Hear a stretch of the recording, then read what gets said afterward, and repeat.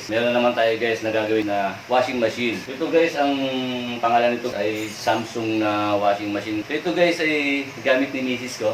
So, kinukulit tayo guys. Sabi ni misis ko ay linisin ko raw. Pakita ko sa inyo guys kung paano natin linisin itong washing machine na ito. Ugaliin natin guys maglinis ng washing machine. Porque automatic po ito, kung mapapansin nyo guys. Yan.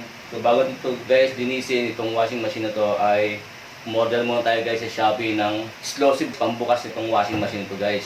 So ito guys yung in-order natin sa Shopee. Ito guys yung mga gamit sa pagbukas. So guys meron siyang panungkit ng mga rubber dito. Kasi meron siyang tornilyo.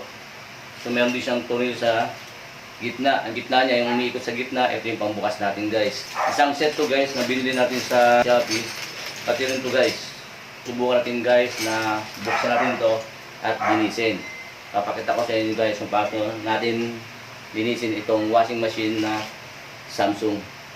Kasi guys, akala nyo natin ay sa paglalaban natin ay napakalinis na ang nilalaban natin, lalo mga puti. So makikita nyo mamaya guys kung gaano karumi itong washing machine kung hindi natin nabubuksan, kung laba lang tayo ng laba. So ito ay bubuksan natin. Ito guys yung unang gagamitin natin guys ay yung panungkit. Ito guys ang tatanggalin natin. Yun, yung rubber guys ay natanggal na natin.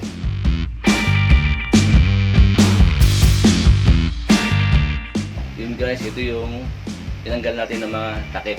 So gagamitin naman natin ito guys, itong pinaka-Y niya. Number niya ay 12mm, meron siyang 10, meron siyang 8. Yun guys, tignan natin kung ano yung magkakasya dito.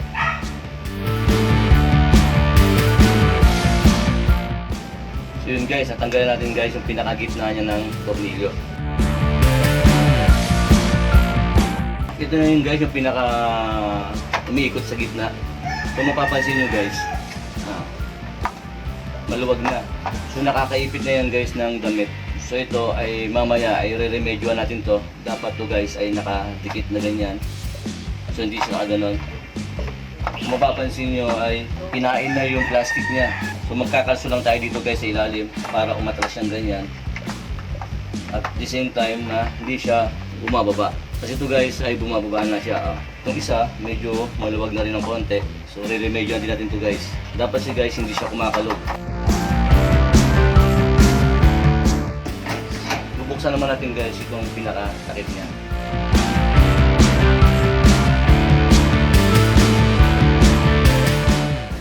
So yun guys, sa pagbubukas nito ay kailangan malaman nyo itong cover na to. So hindi natin pwedeng tanggalin lahat. Isasandal lang natin, hanap tayo ng may sandalan para hindi na tayo magtatanggal ng mga wire.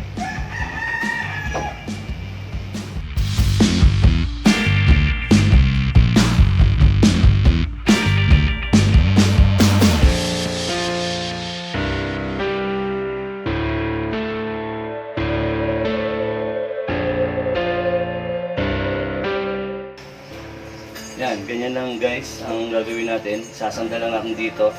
Kasi may mga wiring yan dito at may mga hose. So hindi natin pwede siyang tanggalin. Yung iba tinatanggal guys, pero sa atin ay hindi natin tatanggalin kasi nabala pa yun sa trabaho. So yan, ganyan na siya guys, wala nang problema. Pwede natin itong baklasin guys. So pinaka-washing niya. So gagamit tayo guys ng Phillips screw.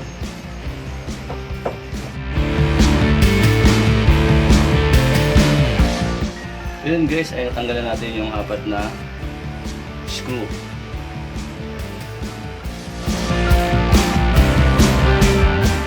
So gagamit tayo guys ng martilyo kasi matigas to guys, hindi natin kaya ng kamay.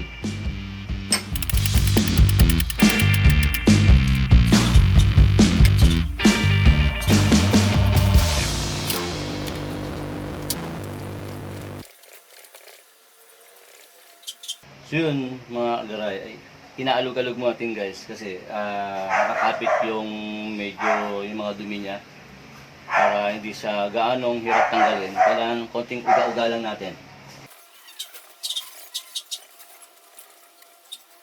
Iangat natin guys.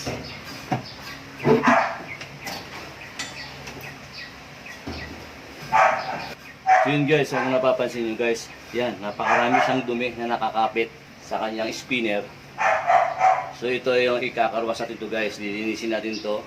So karamihan ng washing machine guys, hindi sila naglilinis ng kanilang washing machine. Ugali natin guys, halo-halo na yung mga damit na nilalaban natin, puti o yung mga decolor. So yun guys, naiipon na sila dito. So may hirapan tayo ito mano-mano, pagamitan natin siya ng car wash. Ito rin kanyang guys sa takip, kung mapapansin niya. Ayun, napakarumi din siya. Mas lalo ito guys, magugulat kayo pag nakita nyo yung pinaka-housing niya. Ito yung pinaka-housing niya. Napakarami guys sa dumi. So napakakapal talaga ng kanyang dumi. So dito nagsisimula yung sira ng ating washing machine pag hindi natin siya nakikilinin. So ito guys ay hindi natin ito babaklasin kasi ito guys talagang hindi ito binabaklas. So dito natin ito siya guys dilinisin. Itong pinaka-housing niya ng washing machine. So ito ibababa natin yung pinaka-gitna niya, yung spinner niya na binaklas natin. Doon natin ililinisin sa baba. So ito dito natin guys ililinisin to. So bababa muna natin ng konting tubig para lumambot yung pinaka-lumot niya.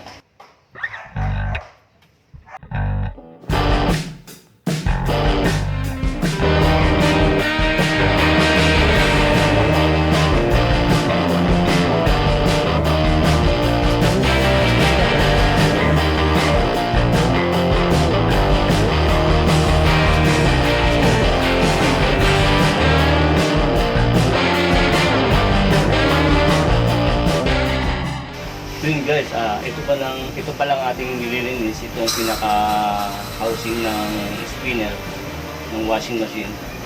Yun guys, ginamitan natin siya ng Sunrox. So ito, pag mapapansin nyo guys, ay malinis na siya. Pero meron pa tayo isang nilinisin kasi dapat habang nagbukas tayo ay kailangan wala na siyang makikitang dumi. So yun guys, gagamitin natin ulit yung panungkit. Kailangan matanggal natin yung mga nakakapit ditong mga dumi. At babara natin ulit siya ng Sunrox habang nililinis natin yung pinaka-spinner niya dito. So ito guys, papakita ko sa inyo para din sungkit-sungkitin yung mga dumi rito.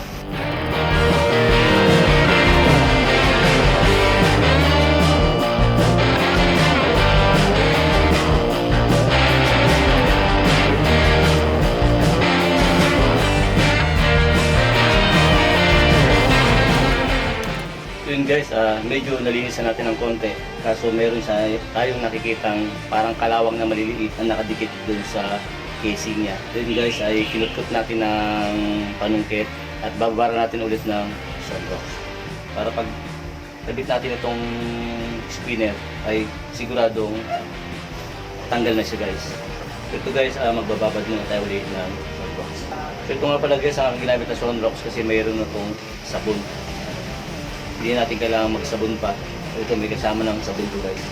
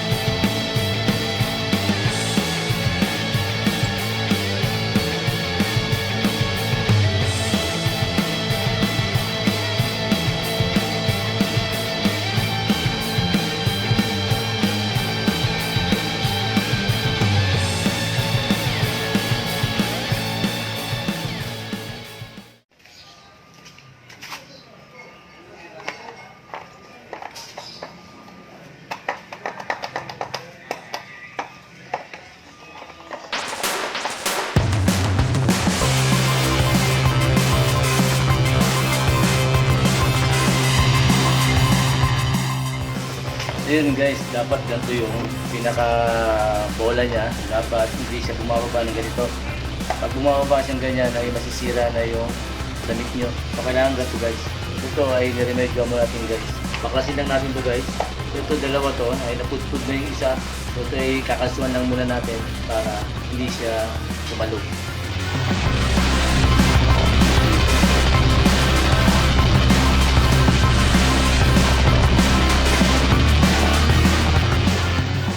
Ayun guys ay hindi na siya bumababa.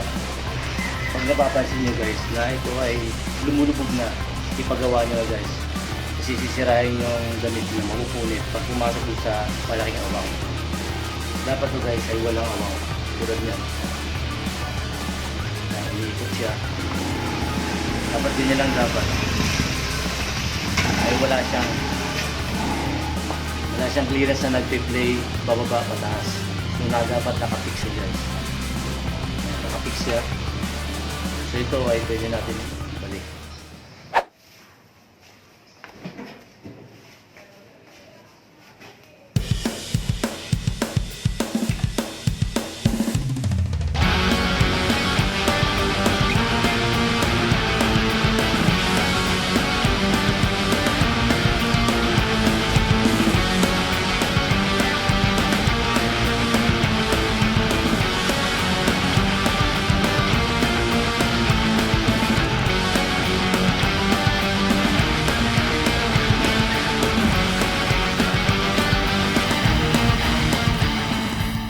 So yun guys, nalinis natin guys itong ating washing machine guys. Kung mapapansin nyo, ito napakalinis na.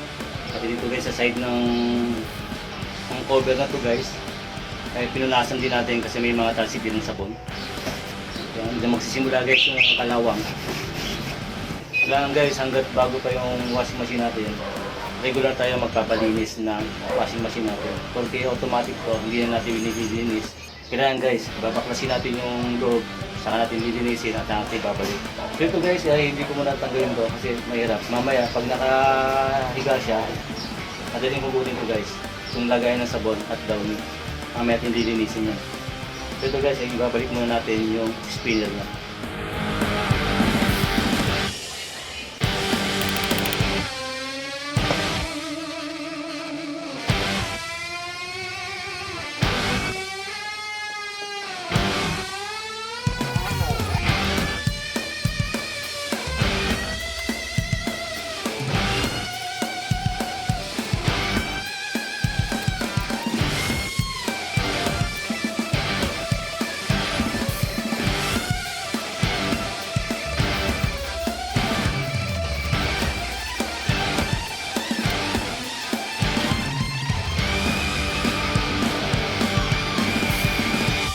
Yun guys, natapos natin guys. Linisin itong washing machine guys. Ito, Samsung po ito. Ay may 3 years na sa amin to guys.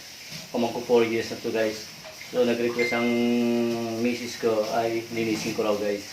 So ito ay binaklas natin to. Ganun po guys ang paglilinis nito. Meron iba nilalagay na chemical yung para bumubula. So hindi ko alam guys kung accurate yun. So ito, accurate na accurate ito. Nilinis natin maigi, binaklas natin lahat. At ginamit natin guys ng pang-car wash. Kasi hindi kayang i-toothbrush yung dumi na napakatigas na. So yun, kinaros natin.